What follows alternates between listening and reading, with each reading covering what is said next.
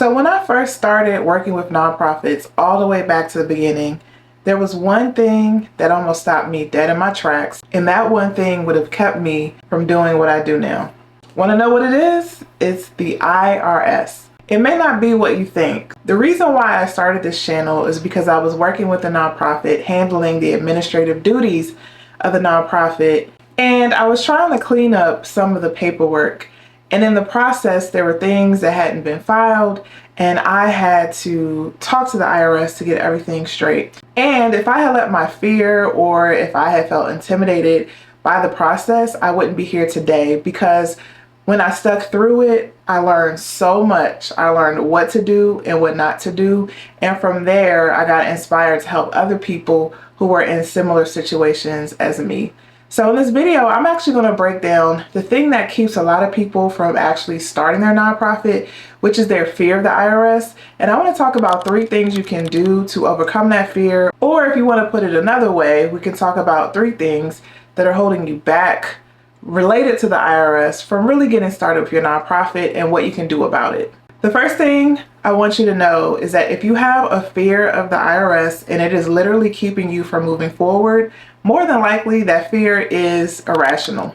But let me explain why I'm saying that. So I talk to a lot of people who have started their nonprofits or thinking about starting their nonprofit, and they know about a piece of paperwork, but they are so fearful because they assume that because they have to fill out that paperwork, they're not equipped to do it, or it's super complicated, or they have to know everything inside and out to be able to fill out that paperwork. One example is the 990 form. If you do not know what this form is, it's the annual tax information form that all nonprofits have to fill out. It doesn't matter how much money you make in that year, you got to fill it out. But what most people who are new to nonprofits don't understand is that there are 3 versions of the 990 form. The original form is very intensive, but then there's a streamlined version called the 990EZ, and then there's what's called the 990N, or the postcard. Most people that I talk to who are super new qualify for the postcard, meaning they made less than $50,000 in that year. It is so easy to fill out. It's very simple. You answer a couple of questions, you do it all online. But a lot of people, because they know they owe something to the IRS, they get really intimidated and they get stuck. They're frozen, and they just create these stories in their head about what is or what isn't, and they don't do anything. But you know what the risk of not doing anything is when it comes to the IRS? They may actually revoke your status. So if you do not fill out your 990 form every year, they're going to automatically take your status after it's been 3 years. So it's a harm to you actually to be stuck, to be frozen. So I said all that to say is a lot of times you build up these stories in your head that something is worse than what it really is. And when you actually take the time to investigate, learn more, and figure things out, you realize, oh, it's not as hard as I thought it was. I can actually do this. And my job is to help you understand that most things that you are thinking about or considering are doable. You can actually do this. I've helped many people start their nonprofits just from this YouTube channel alone. So if you're wondering, is it too much? Can you do it? You actually can, but don't give in to any kind of irrational fear. Dig deeper and figure out what you're actually afraid of, and figure out, is it something to even be afraid of?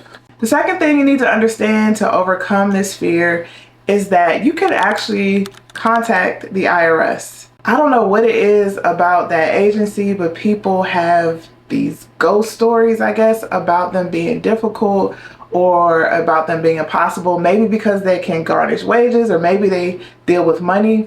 But the reality is it's set up for you to be able to contact the IRS and to work with the IRS. And I'm specifically talking on the nonprofit side, but this is true for your personal taxes or your business taxes. But specifically for people who have nonprofits, there is a specific charities line where you can call to get information about 501c3 organizations. And if you have a question, then it's in your best interest to actually call.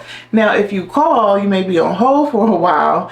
I'm not saying that it's exactly the most seamless process, but it is possible for you to talk to people at the IRS and get more information. The other thing is you have to understand is that it's a dialogue with the IRS. Some people feel like they don't want to have anything to do with them, or they don't want any kind of correspondence with them, because if they start engaging with them, then it must be something negative. Then it must mean that you either owe money or you've done something wrong.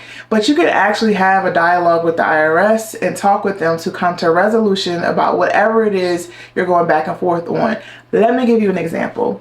So when you are applying for 501c3 status, you either fill out the 1023 or the 1023 EZ form. And if there's something you've put on one of those forms that they have more questions about, they're not going to just automatically approve you for 501c3 status. They're going to send you a letter with things they have more questions about.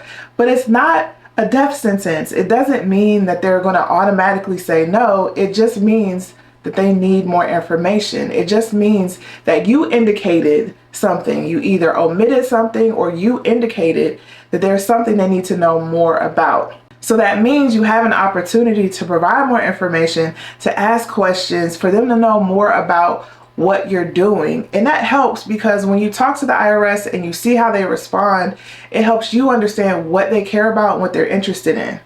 A lot of what you think they care about is not what they care about. What they care about most when it comes to approving 501c3 status is how you plan to make money and how you plan to spend that money. And is the money being spent around a charitable purpose, or is it for other reasons? And so they're checking, most times they're checking around those issues. Are you doing something that's really charitable or really qualifies for that status? And where are you getting your money from? Is it from one individual? Is one person or one entity trying to control this organization, or is it more of a public organization getting your money from other sources? They're trying to understand what you're doing and why you're doing it. So that means that if they're asking for more information, it's on you to be able to provide that to help them make the best decision. You don't want them to make a decision based on bad information. So the point is, you need a dialogue, you need to have a conversation and provide what they need so they can make the best decision on your behalf. I'm going to put a little plug in here and say that isolation breeds fear, especially for nonprofit founders. The thing about starting a nonprofit, it's like a special class of people. I often call founders like unicorns because most people won't do what you do. It's a very hard thing to start an idea from scratch. You're not necessarily making money from it, but you're doing it because you want to help somebody else. Well, most people won't do that, and so most people can't relate.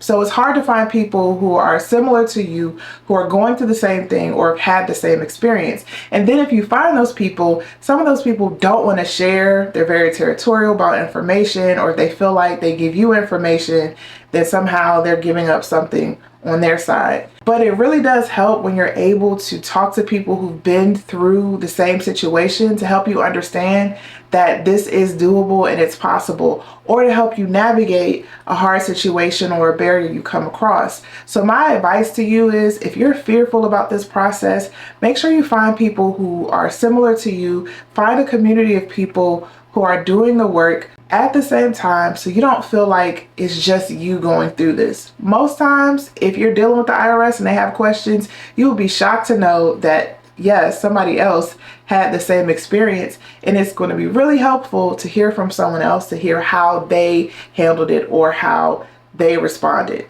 If you're looking for a community of nonprofit founders, you can always join my private membership community. It's called Activate Your Purpose and Profit, the APP Society, and I provide support weekly to help you fundraise for your nonprofit. If you're interested in joining, you can comment join below.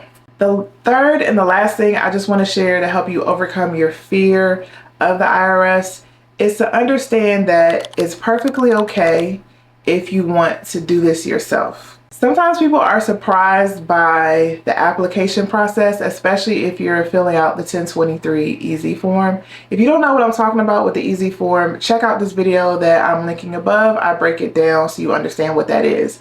But when people are filling that out, sometimes they're very surprised by how easy it is, or sometimes they're surprised by how simple and how short the form is.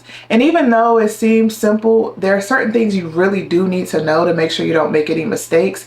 But it is completely possible to do it yourself. But sometimes people feel like if I'm doing it myself, then there's got to be a trick. Like there's got to be something else to it, because it can't just be this simple. You mean all I have to do is just study the form, read this book, and that's it? Shouldn't I have a professional do this with me or do it for me? A lot of people have that kind of stance when it comes to processes with starting their nonprofit. And I'm here to tell you that it's completely possible to start your nonprofit on your own without professional help.